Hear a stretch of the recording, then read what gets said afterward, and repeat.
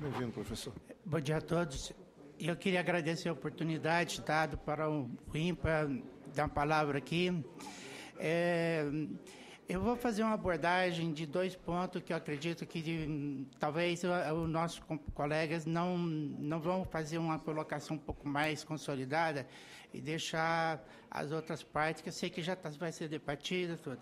Eu vou colocar aqui, dando enfoque mais para a Amazônia, a pesquisa, porque é realmente a área que a gente domina.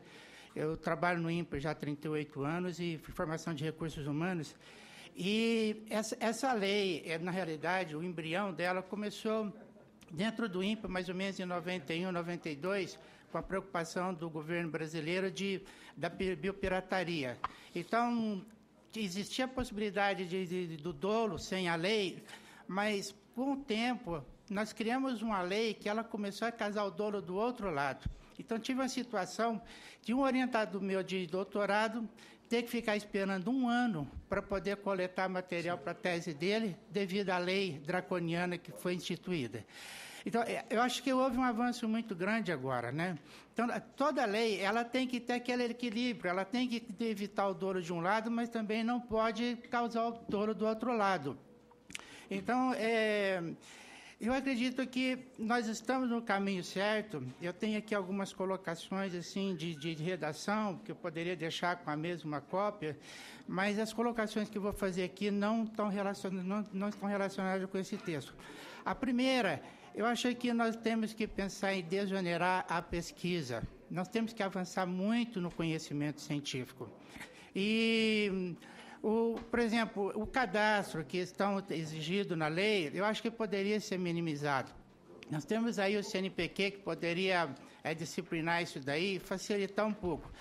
Essa autorização que eu tive que esperar 1 ano, eu não estava pedindo em nome do Luiz Antônio, estava pedindo em nome do INPA, do MCTI, quer dizer, a União, quer dizer, é a União que está sendo representada. Então, acho que nós temos que criar mecanismo para facilitar o nosso trabalho. E outra coisa que é extremamente importante é realmente, talvez falte um artigo destinado à pesquisa, ao conhecimento científico, eu acho que é o que falta na lei. Então, vamos pegar o modelo de desenvolvimento da Amazônia, o PIN, ele tem cerca de 600 indústrias. Acho que o grande erro desse modelo, que realmente ele deu toda a contribuição de desenvolvimento até agora na região, foi não destinar parte do recurso para investimento e consolidação das instituições de pesquisa e ensino da região norte.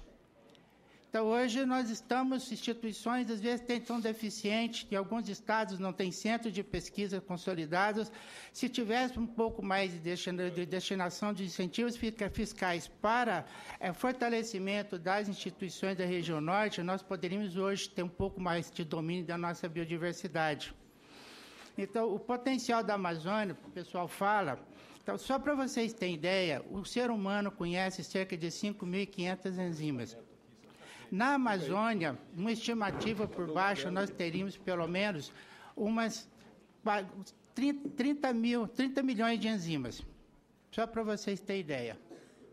E antibióticos, o boom de descoberta de grandes antibióticos terminaram em 1960.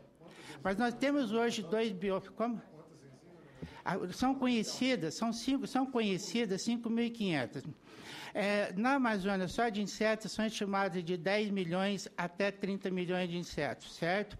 Se nós partirmos do princípio de cada espécie biológica, ela tem que ter uma enzima para formar um composto único que justifique ela como espécie, e outra enzima para destruir esse componente específico, se nós colocarmos por baixo os 10 milhões de insetos, tem que ter pelo menos 20 milhões de enzimas. Se nós considerarmos, por exemplo, as espécies vegetais superiores da Amazônia, tem em torno de 25 mil, cada folha que cai no solo tem que ser degradada por enzimas do solo. Então, cada espécie biológica que tem um composto tem que ter uma enzima que produz esse componente. Então, só na camada de liteira da floresta teríamos, então, 50 mil enzimas diferentes, só para você ter ideia. E nós não aproveitamos isso daí. O polo industrial de Manaus, essas 600 indústrias, nós não temos, que eu me lembre, as indústrias que têm interesse realmente na biodiversidade, é a Natura que nos procurou lá recentemente. certo? A Petrobras é outra empresa que procurou nós para trabalhar em apoio à pesquisa. Nós precisamos de procurar parceiros na área de indústria para podermos consolidar a ciência e tecnologia em todo o país. No caso do Polo Industrial de Manaus, ele foi prorrogado por mais 50 anos. Mas, com certeza, ele é tão vulnerável que talvez daqui a 30 anos ele seja totalmente inviável. Se nós não começarmos a pensar agora a substituir pelo menos parte dessas indústrias, nós vamos ter problemas sérios lá no futuro. E a biodiversidade da Amazônia não está só na Amazônia brasileira, ela também está em outros países. E eu fiz um cálculo aqui. Se daqui a 30 anos nós conseguimos substituir ou fortalecer o PIN, só estou falando de Manaus, só na região do Amazonas. Então, vamos pensar nos outros estados, o Acre, os outros 9 estados, né? Pensando, então, na Amazônia como um todo. Se nós conseguimos implantar 150 bioindústrias daqui a 30 anos, ou 1/4 do potencial hoje do PIN de Manaus, nós teríamos que viabilizar 5 bioindústrias por ano, para 1/4. Lembrando que o SEBRAE diz que 70% das indústrias fracassam nos 3 primeiros anos, ou nós teríamos que fortalecer, criar pelo menos 5, para termos 1/4 do potencial daqui a 30 anos. Então, ou a gente investe realmente em ciência e tecnologia de uma forma consolidada, envolvendo as indústrias como parceiras, ou a gente vai ficar sempre falando que a Amazônia, que nossos biomas têm um alto potencial biotecnológico e vamos ficar pagando royalties para empresas estrangeiras e trazendo bioprodutos de outros países. Então, eu acho que a CPR deveria, talvez, dar um enfoque muito grande no fortalecimento das ciências e tecnologias, procurando criar mecanismos de atrair as empresas para ser nossas parceiras, talvez aí isentando o dobro do imposto de renda de pessoa jurídica. Quer dizer, que nós temos que ter realmente mais investimentos, mais parcerias. E a prática tem mostrado que, na realidade, as instituições estão enfraquecendo. Então, só vou pegar um exemplo do INPE. Em 1985, tinha cerca de 1.500 funcionários. Hoje estamos com 720, e a cada 5... Nós perdemos 5 funcionários por mês, pelo menos, devido à idade. E dentro desses 700, 200 hoje está já com idade e tempo de aposentadoria. Eu, por exemplo, já estou 45 anos nativo e ainda não aposentei. Então,